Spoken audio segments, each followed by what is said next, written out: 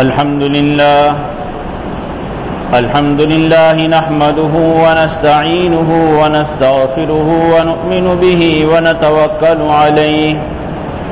ونعوذ بالله من شرور أنفسنا ومن سيئات أعمالنا من يهده الله فلا مضل له ومن يضلله فلا هادي له ونشهد أن لا إله إلا الله وحده لا شريك له ونشهد أن سيدنا ومولانا محمدا عبده ورسوله أما بعد عن عقبة بن عامر رضي الله تعالى عنه قال سألت رسول الله صلى الله عليه وسلم من نجاه قال أملك عليك لسانك وليسعك بيتك وابك على خطيئتك أو كما قال النبي صلى الله عليه وسلم اللهم صل على محمد النبي الأمي وعلى آله وسلم تسلیما۔ میرے بھائی اور دوستو،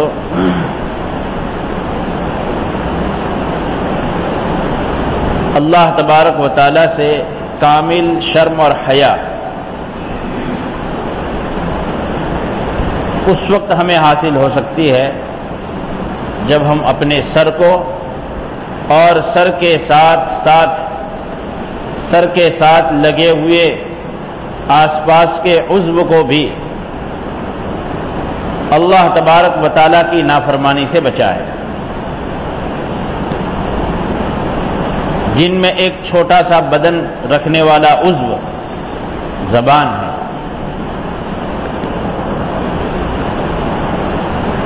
جس کے متعلق عربی کی کہاوت ہے جرمہ صغیر و جرمہ کبیر۔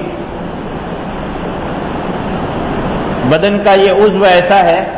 کہ دیکھنے کو اس کا حصہ بہت چھوٹا ہے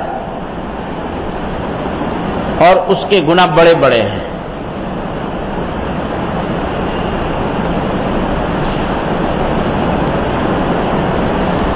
ہاتھ بہت بڑا عضو، پیر ایک بڑا عضو، لیکن زبان ایک چھوٹا سا عضو ہے، لیکن اس کے جرم بڑے بڑے بھی ہو جاتے ہیں اگر اس کو قابو میں نہ رکھا جائے۔ ایک آدمی زبان سے ناسمجھی میں کفر کی بات، شرک کی بات، اللہ کے حکم کے ٹھٹھے کی بات اور مذاق کی بات زبان سے کہہ دے اور اس بات کی وجہ سے وہ جہنم کا حقدار بن جاتا ہے۔ اسی لیے حدیث شریف میں اللہ کے رسول علیہ الصلوۃ والسلام نے ارشاد فرمایا ان الرجل لا يتكلم بكلمة، ایک آدمی اپنی زبان سے ایسی بات کہتا ہے کہ اس بات کو کچھ بڑا بھی نہیں سمجھتا، لیکن وہ اللہ کی رضامندی کی ایسی بڑی بات ہوتی ہے کہ اس کی وجہ سے وہ جنت کے اونچے درجوں تک پہنچ جاتا ہے۔ معمولی سی بات کہہ دی، اور پھر اللہ کے رسول علیہ الصلوۃ والسلام ارشاد فرماتے ہیں کہ زبان سے کبھی آدمی ایسی بات کہتا ہے کہ وہ سمجھتا ہے کچھ نہیں کہا میں نے۔ کیا کچھ نہیں کہا؟ لیکن اللہ کے دربار میں وہ اتنی بڑی بات اور اتنی بھینکر اور گمبھیر بات بن جاتی ہے کہ اس کی وجہ سے وہ جہنم کے نیچے درجوں میں چلا جاتا ہے۔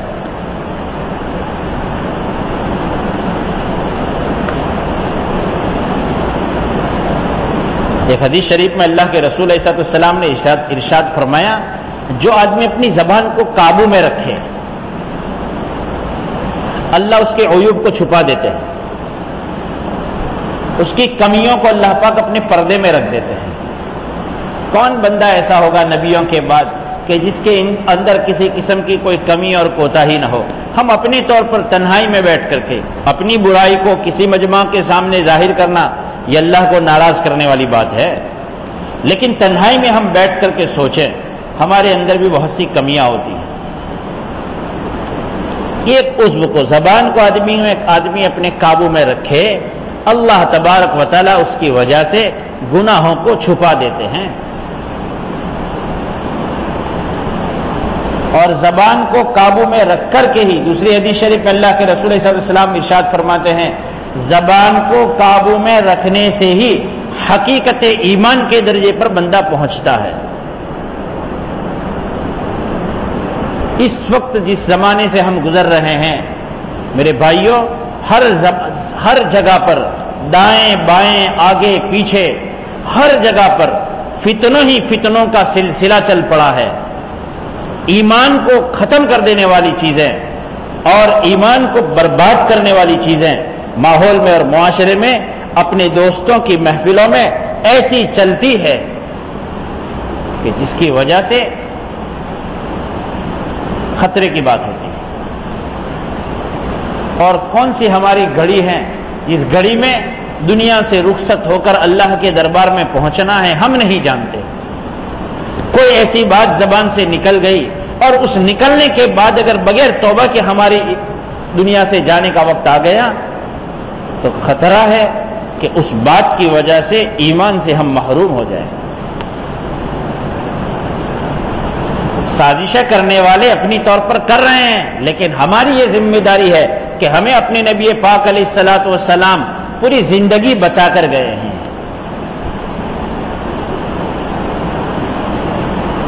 ایک مومن کی زبان پر یہ ہونا چاہیے کہ چاہے ظاہر میں میرے لیے اللہ کے حکم پر چلنے میں کتنا ہی بڑا نقصان کیوں نظر نہ آتا ہو، لیکن زبان یہ کہہ رہی ہو اور دل یہ کہہ رہا ہو کہ نہیں، اللہ کے حکم پر چلنے میں میری کامیابی ہے۔ لاکھ آرے ہم پر چل جائیں اور ہمارے دلوں پہ اور جذبات پر ہزاروں آرے کیوں نہ چلیں، لیکن میری زبان تو یہ کہہ رہی ہو اللہ کا حکم نمبر 1۔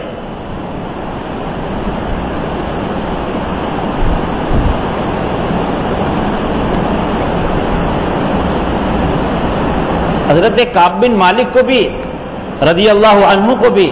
جو ہماری رہبری کے لیے اللہ پاک نے ان کو غزوہ تبوک میں پیچھے رکھا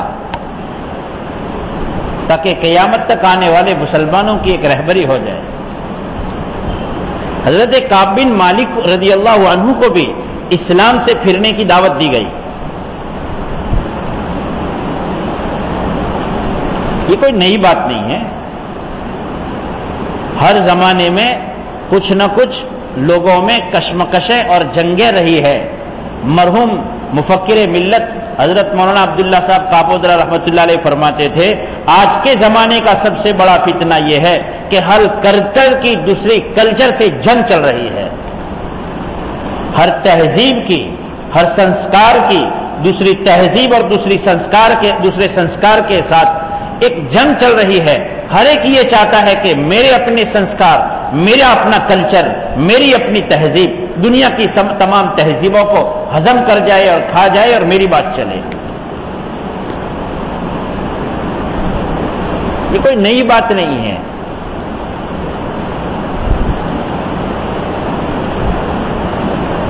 اخباروں کی سرخیوں سے مرعوب نہ ہو جائیں۔ ہمارے لیے، ہماری رہبری کے لیے قرآن اور حدیث کافی ہے۔ صحابہ کی سیرت اور صحابہ کے اقوال اور صحابہ کی زندگی رضوان اللہ علیہ مجمعین یہ ہمارے لیے کافی ہے، اور قرآن اور حدیث اور صحابہ کی زندگی کو دیکھ کر کے شریعت کو لکھنے والے جو ہمارے ائمہ مجتہدین اور محدثین ہیں، ان کی باتیں ہمارے لیے رہبری کے لیے کافی ہیں۔ کسی حال میں ہماری زبان سے کوئی غلط بات نہ نکلے۔ ہر ایک کا اپنا کام ہے، وہ دعوت دے۔ ہمارا اپنا کام ہے کہ ہم ایمان کی دعوت دیں۔ ہمارا اپنا کام ہے عملی طور پر اسلامی تہذیب عمدہ تہذیب ہے، اس کو ثابت کریں۔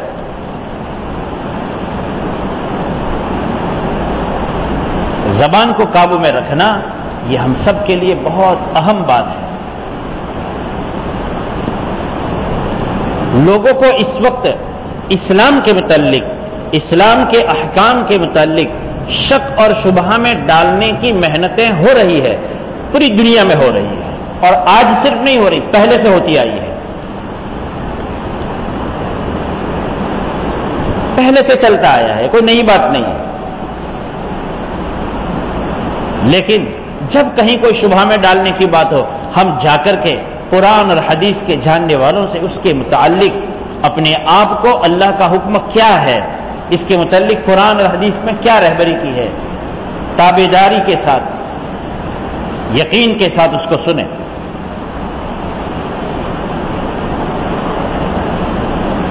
اپنی بیٹیوں کو بتائیں کہ اسلامی نکاح اور اسلامی نکاح سے نکلنے کا جو طریقہ میرے نبی کریم علیہ الصلوۃ والسلام نے جو بتایا ہے وہ سب سے زیادہ کامل مکمل ہے، اسی میں سکون ہے۔ وقتی طور پر میرے گھر میں کوئی حال آ گیا، بھلے آ گیا، لیکن اس حال میں بھی اللہ کے حکم پر چلنا یہ کل قیامت کے دن میرے لیے عزت اور سرخ روئی کا ذریعہ ہوگا، گھبرائے نہیں۔ قرآن اور حدیث کو ہم اپنے لیے پیشوا سمجھیں۔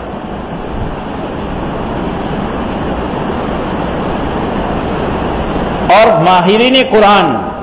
اور ماہرین حدیث اور قرآن اور حدیث پر اللہ کے خوف کے ساتھ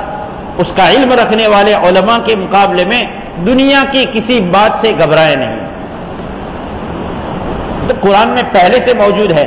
اذا تتلی علیہم آیاتنا بینات قال الذین لا یرجون لقاءنا ائت بقرآن غیر ھذا او بدلہ، جب قرآن کریم کی صاف صاف نشانیاں پڑھ سنائی جاتی ہیں لوگوں کے سامنے، تو وہ لوگ جن کو اللہ کی ملاقات کی کوئی امید نہیں ہے وہ یوں کہتے ہیں کوئی دوسرا قرآن لے آؤ یا تھوڑی تبدیلی کر دو۔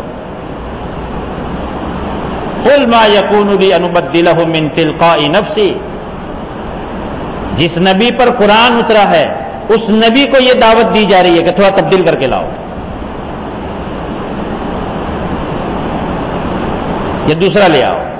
اس وقت بھی ہمارے نبی نے کیا فرمایا؟ اللہ نے انہیں حکم یہ دیا، فرما دیجئے میری یہ طاقت کی بات نہیں کہ میں اپنی طرف سے کوئی اس میں پھیر پھار کر دوں، کوئی تبدیلی کر دوں۔ ان اتبع الا ما یوحى الی، میرا کام تو یہ ہے آسمان سے وحی آئے میں اس کی پیروی کروں۔ ہم یہ کہیں اپنے نفس کو اور اپنے ماحول میں اپنے ہاتھ پیر جہاں تک پہنچتے ہیں، ہمارا کام ہے کہ قرآن اور حدیث چاہے ظاہری طور پر مجھے اس میں نقصان نظر آتا ہو، یہ میری آنکھوں کا دھوکہ ہے، لیکن میرا کام یہ ہے کہ میں قرآن اور حدیث پر چلوں، میں اپنی زبان سے کبھی کوئی ایسی بات نہ کہوں جس سے اللہ کے حکم کی ناقدری ہوتی ہو اور اللہ کے حکم کی تخفیف یعنی اللہ کے حکموں کو ہلکا سمجھنا پایا جاتا ہو۔ یہ میرے لیے ذہنی ارتداد تو دور، زبانی طور پر یہ ہمارے اندر ارتداد پیدا کرنے والی چیز ہے۔ اپنی زبانوں کو تابع بنائیں۔ اسی لیے اللہ کے رسول علیہ السلام نے فرمایا حقیقت ایمان تک کوئی آدمی اس وقت تک نہیں پہنچ سکتا جب تک وہ اپنی زبان کو اپنی قابو میں نہ رکھے۔ حضرت عقبہ بن عامر رضی اللہ عنہ فرماتے ہیں کہ میں نے اللہ کے رسول علیہ السلام سے دریافت کیا من نجا، کامیابی کس طرح ہوگی؟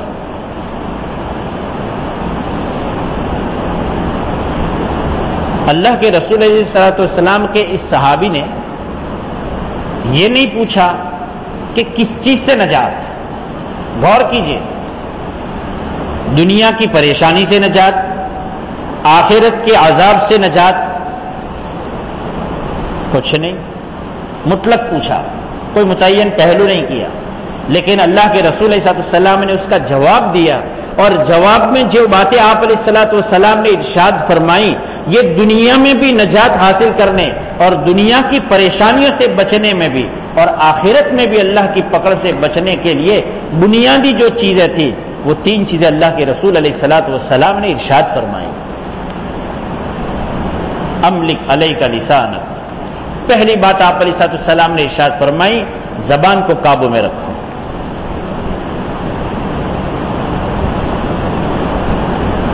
ایک صحابی اللہ کے رسول علیہ السلام کی خدمت میں آئے اور عرض کیا یا رسول اللہ مجھے کوئی نصیحت فرمائیے اور مختصر نصیحت کیجیے جس کو میں لازم پکڑ لوں۔ آپ علیہ السلام نے فرمایا زبان کو قابو میں رکھو۔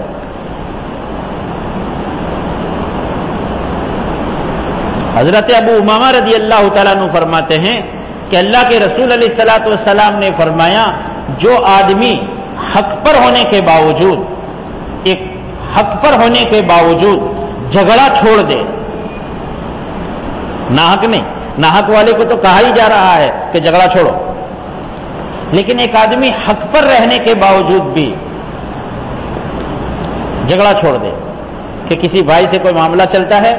یہ زمین کا ٹکڑا میرا ہے، میرا تم پر اتنا حق ہے، معاملہ چل رہا ہے، اور اس معاملے کی وجہ سے وہ صاحب حق جو عند اللہ کے دربار میں واقع میں وہ سچا ہے، وہ اس وجہ سے حق چھوڑ دے کہ مجھے جھگڑنا نہیں کرنا۔ اللہ کے رسول صلی اللہ علیہ وسلم فرماتے انا زعیم ببیت فی ربد الجنہ، میں جنت کے کنارے پر اس کے لیے ایک بنگلے کا ذمہ دار بنتا ہوں۔ ہمیں اللہ کے رسول علیہ السلام ہر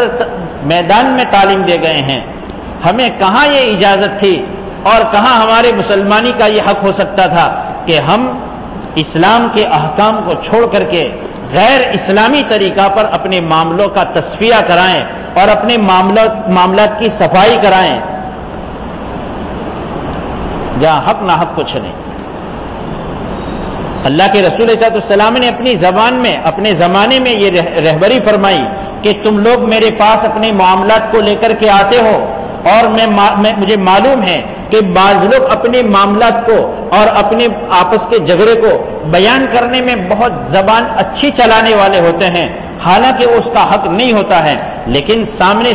بیان اس طرح کیا کہ اس کی وجہ سے سمجھ میں یہ آیا کہ اس کا حق ہے، حالانکہ اس کا حق نہیں ہے، اور اس کی زبان کو آپس میں جو معاملہ پیش کیا گیا، ہمارے سامنے جو بات پیش کی گئی، اس بات کو سامنے رکھتے ہوئے اگر ہم نے فیصلہ کیا اور اس کا حق نہیں ہے تو میں نے اس کے لیے جہنم کے ٹکڑے کا فیصلہ کیا ہے، وہ اس سے بچے۔ دنیا میں جا کر کے، دنیا کی کورٹ میں جا کر کے اگر ہم نے چالاکی سے،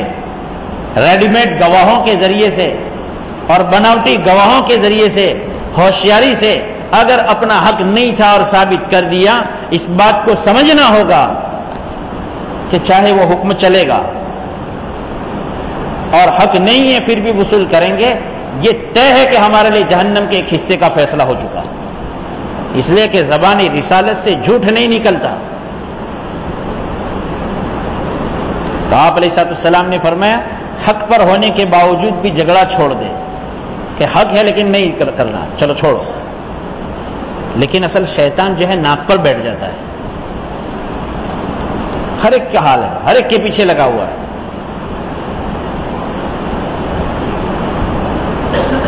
نہیں یہ کیسے ہوگا، یہ تو میری بے عزتی کی بات ہے، میرا حق ہے، حق ہے، حق صاحب حق کو مطالبے کا حق ہے، اس کو روکا نہیں جا رہا ہے، لیکن ایک اعلیٰ درجے پر اس کو ابھارا جا رہا ہے حدیث شریف میں کہ دنیا میں ملے گا، کیا ملے گا، دو چار ٹکڑے مل جائیں گے، دو چار روپیے مل جائیں گے، اور اس کے مقابلے میں جنت کی طرف، اس لیے کہ اسلام کی ساری بنیاد جو ہے مغیبات پر ہے، غیب پر یقین رکھو۔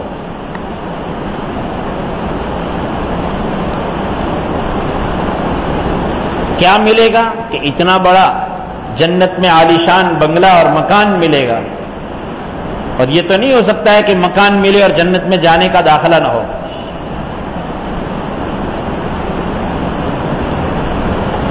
اور دنیا میں کوئی شخص ایسا نہیں ہوتا ہے کہ جس کا کسی سے کبھی کوئی معاملہ نہ ہو جائے، ہوتا ہے، ہر ایک کا ہوتا ہے۔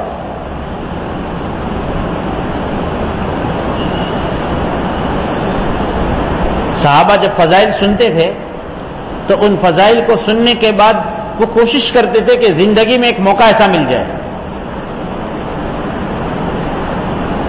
ایک صحابی نے کاروبار شروع کیا رضی اللہ عنہ، کاروبار کرتے رہے، دکان چلتی رہی۔ ایک مرتبہ ایک صاحب خریدار بن کر کے آئے، سامان لے گئے، اور چند دنوں کے بعد وہ واپس آئے کہ ذرا سامان واپس لے لو، میں ذرا سودا کینسل کرنا چاہتا ہوں، مجھے میرا پیسہ دے دو، آپ اپنا سامان لے لو۔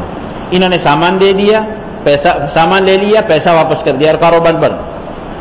پھر کیوں ایسا کیا؟ کہ میں نے اللہ کے رسول علیہ السلام سے حدیث سنی تھی، من اقال نادما بیعته وقال الله عثرته یوم القیامہ، جو سودا کرنے کے بعد، سودا ہو جانے کے بعد پچھتائے، اور پچھتانے کے بعد اپنے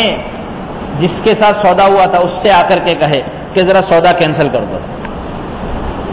اور وہ اس سودا کے کینسل کو قبول کرے کہ کوئی حرج نہیں، واپس کرو، اللہ اس کے گناہوں کو مٹا دیں گے، کہ مجھے تو یہ فضیلت لینی تھی۔ حضرت عقبہ بن عامر رضی اللہ تعالیٰ عنہ نے سوال جو کیا، اس سوال پر اللہ کے رسول صلی اللہ علیہ وسلم نے فرمایا املک علیک لسانک، زبان کو قابو میں رکھو۔ میرے بھائیوں، بولنے سے پہلے ہم یہ سوچیں کہ اس سے میرے ایمان کو نقصان تو نہیں پہنچتا، اللہ کے کسی حکم کی تخفیف اور اللہ کے کسی حکم کو ہلکا سمجھنا تو نہیں ہو رہا ہے۔ بہت ڈرنے کی بات ہے۔ علامہ ابن عابدین رحمۃ اللہ علیہ نے، علامہ شامی رحمۃ اللہ علیہ نے اپنی کتاب میں مقدمہ میں یہ تحریر فرمایا ہے کہ حضرت اپنے زمانے کی بات نقل کرتے ہیں کہ لوگوں کی زبان پر اتنے کلمات کفر چلتے ہیں کہ لوگوں کو تجدید ایمان کے ساتھ تجدید نکاح، یعنی دو مسلمان مردوں کی موجودگی میں میاں بیوی ہونے کا دوبارہ اقرار کرنا، اور حضرت فرماتے ہیں مہینہ دو مہینہ میں کرتے رہنا چاہیے، کہ مردوں کی زبان پر نہیں، لیکن مردوں کی زبان پر تو اگرچہ کم، لیکن عورتوں کی زبان پر کفر کے کلمات بہت چلتے رہتے ہیں۔ اس زمانے میں آج سے 200 سال پہلے، 300 سال کی بات۔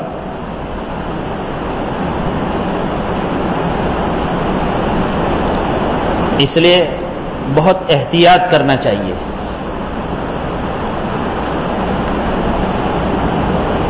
حضرت ابو ذر غفاری رضی اللہ تعالیٰ عنہ سے اللہ کے رسول صلی اللہ علیہ وسلم نے فرمایا یا ابا ذر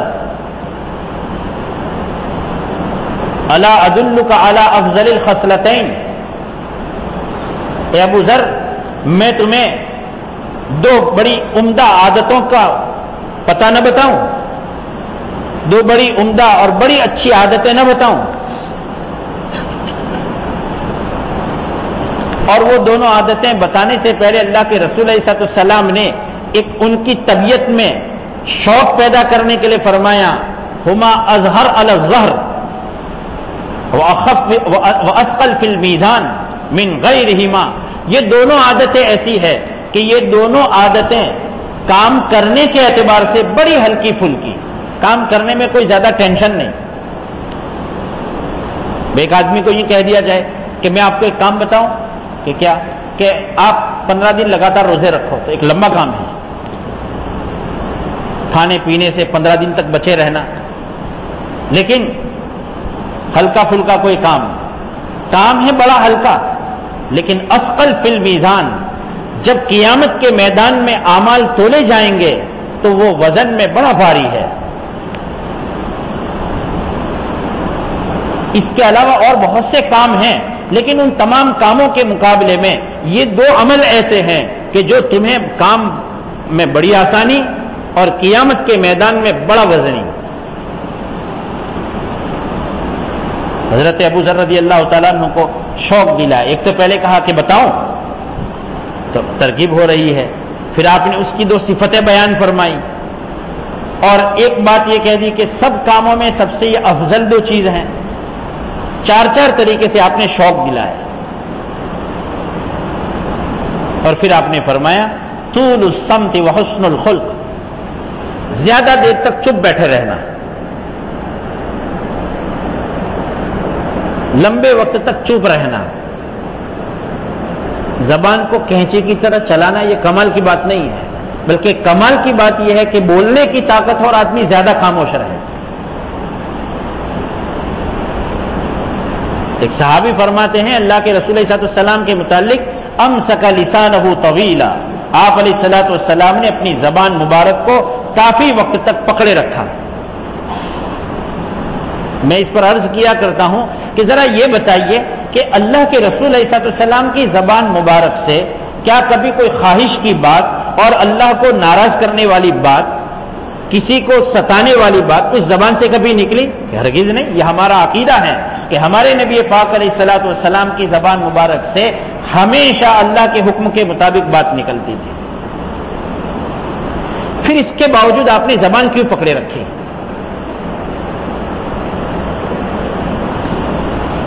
آپ علیہ الصلوۃ والسلام یہ عملی طور پر بتانا چاہتے ہیں امت کو کہ یہ زیادہ بولا نہ کریں۔ حضرت مولانا ہردوئی رحمۃ اللہ علیہ، مولانا ابرار الحق ہردوئی رحمۃ اللہ علیہ کے یہاں وہ چھوٹے چھوٹے کنکر بھی رکھتے تھے، کوئی زیادہ چپ چپ کرے تو اس کے منہ میں رکھ دیتے ہیں کہ رکھ، بیٹھا رہے 15 منٹ۔ یہ سیکھنے کی چیز ہے کہ کم بولیں گے تو پہلے جیسے میں نے حدیث سنائی، جو اپنی زبان کو تابع کر دیتا ہے اور زبان کو قابو میں رکھتا ہے، اللہ اس کے عیوب کو چھپا دیتے ہیں، اس کی کمیوں پر اللہ کی طرف سے پردہ پڑ جاتا ہے۔ ہر آدمی دنیا میں یہ چاہتا ہے کہ میری کوئی عیب اور میری کوئی کمی کسی کے سامنے ظاہر نہ ہو۔ چھوٹا بچہ بھی سائیکل لے کر چلتا ہے اور وہ گرتا ہے تو وہ بھی پیچھے دیکھتا ہے کہ کوئی دیکھ نہ گیا ہو مجھے کہ میں گر گیا ہوں۔ اور جس اللہ نے دنیا میں پردہ فرمایا ہے اس کریم سے ہم نا امید نہیں ہو سکتے ہیں، بلکہ ہم امید ہی رکھیں گے کہ یہاں اگر زبان کو قابو میں رکھ کر کے اللہ نے اپنے نبی کی زبان پر جو وعدہ فرمایا ہے وہ وعدہ اللہ یہاں پورا کریں، اور کل قیامت کے میدان میں علی رؤوس الاشہاد ساری انسانیت موجود ہوگی اور پوری انسانیت کی موجودگی میں اللہ ہمیں ذلیل کرے۔ یہ کریم نہیں کر سکتا ہے، ہم اللہ سے امید رکھیں گے، لیکن امید پیدا کرنے کے لیے پہلے سامان تیار کرنا پڑے گا، اسباب کی تیاری کرنی پڑے گی۔ وہ یہ ہے کہ آج کے پورے فتنے کے زمانے میں ہم اپنی زبان کو بہت قابو میں رکھیں، بولنے سے پہلے 10 مرتبہ سوچیں۔ کسی کی دل آزاری اور کسی کے دل میں تکلیف پہنچانا اور تکلیف ڈالنا بہت بری بات ہے، اور اس سے بڑی خطرناک بات یہ ہے کہ ہماری زبان سے کوئی ایسی بات نکل جائے جس کی وجہ سے ہم ایمان سے محروم ہو جائیں۔ یہ بڑی خطرناک بات ہے، اس سے بچنا چاہیے۔ املک علیک لسانک، زبان کو قابو میں رکھو، آپ نے فرمایا صلی اللہ علیہ وسلم۔ وَلْيَسَعْكَ بَيْتُكَ، اور تمہارا گھر تمہارے لیے کشادہ بنا رہے، یعنی چاہے چھوٹا گھر ہو کہ بڑا گھر ہو، لیکن باہر زیادہ نہ رہو، گھر میں زیادہ رہو۔ جس گھر میں باپ رات میں دیر سے پہنچتا ہے اس گھر کے بچے ماں باپ کے کنٹرول سے باہر ہو جاتے ہیں، یہ طے ہے۔ اور جب بچپن میں بچوں کا مزاج بن جاتا ہے تو زندگی پر وہ اس عادت کو پکڑے رہتے ہیں۔ زندہ ہے ہمارے مربی اور مشفق حضرت مفتی احمد صاحب خانپوری کا بچپن کے زمانے کا قصہ ہے کہ رات میں ایک دن یہ جب مکتب پڑھتے تھے، عشاء کی نماز کے بعد طے تھا ان کے والد صاحب کی طرف سے دیر نہیں کرنے کی، فٹافٹ گھر میں آ جانے کا۔ ان کے آنے میں چھوٹے بچے تھے، نابالغ بچے تھے، دیر ہو گئی، ابا نے اندر سے دروازہ بند کر دیا اور گھر میں کہہ دیا کوئی کھولے نہیں۔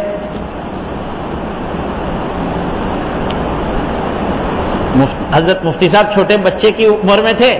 آیا دروازہ کھٹکھٹایا، 1-2 مرتبہ دروازہ نہیں کھلا۔ گھر کا بچہ بھی اپنا باپ کا مزاج سمجھتا ہے کہ یہاں ماحول کیسا ہے، وہ سمجھ گئے کہ آج دروازہ کھلنے والا نہیں ہے، وہ دروازے کے باہر یہ سب گھر میں۔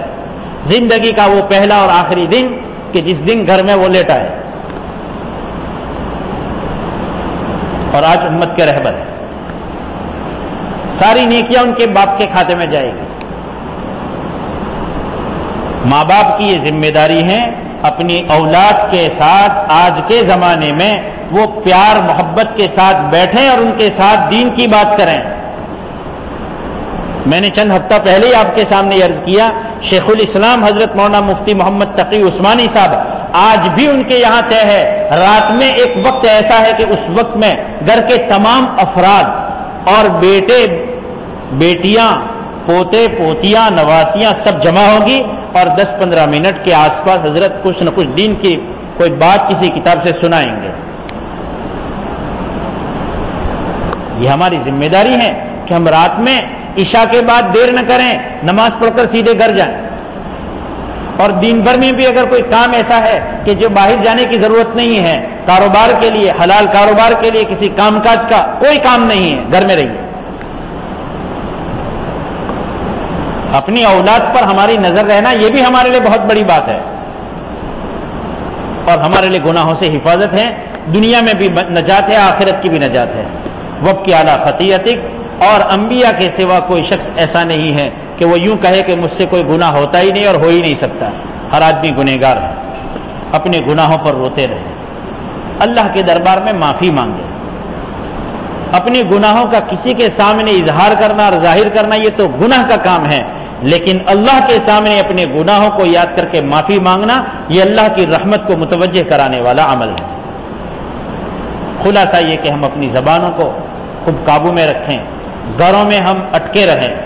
اور اپنے گناہوں پر اللہ کے دربار میں معافی مانگتے رہیں، اور زبان سے نکلنے والی ہر بات پر ہم پوری نگہبانی رکھیں. اللہ تبارک تعالی ہم سب کو توفیق عطا فرمائے، جن کی سنت باقی ادا فرما رہے ہیں.